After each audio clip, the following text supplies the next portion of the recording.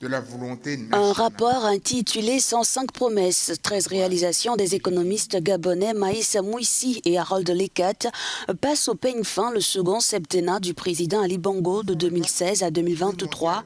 Et le moins que l'on puisse dire, c'est que le document dresse un bilan négatif. L'exécutif n'a pas réussi à résorber le taux de chômage dans un pays de moins de 2,5 millions d'habitants, doté de ressources pétrolières, gazières et minières énormes.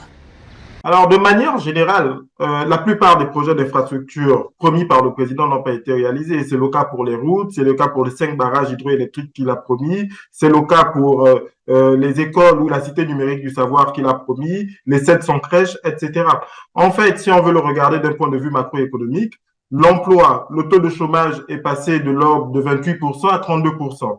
La pauvreté est passée à peu près un tiers, voire 35% des Gabonais qui vivent désormais sous le seuil de la pauvreté, c'est-à-dire moins de 2 dollars par jour.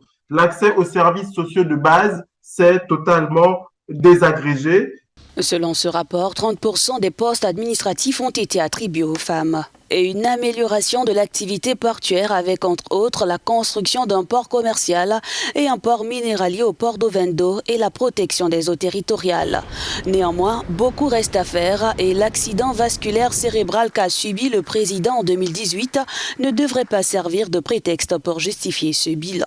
Non, je pense qu'il faut être clair. Il ne faut pas se cacher derrière l'accident vasculaire cérébral du président pour justifier l'échec. Parce qu'à la réalité, si le président se sentait incapable de gouverner après son AVC, il aurait démissionné. Donc, s'il est resté en responsabilité, c'est qu'il se sentait en capacité de gouverner. Nous avons tenu compte du fait qu'il y a le Covid et nous en parlons dans le cadre du rapport. Mais enfin, dans plusieurs pays d'Afrique, on voit bien des projets d'infrastructure d'ampleur se réaliser, pour ne citer que le cas de la Côte d'Ivoire, que tout le monde connaît bien. Le problème, en fait, est un problème de gouvernance, de leadership, de management de projet et de stabilité gouvernementale dans la conduite de ces projets.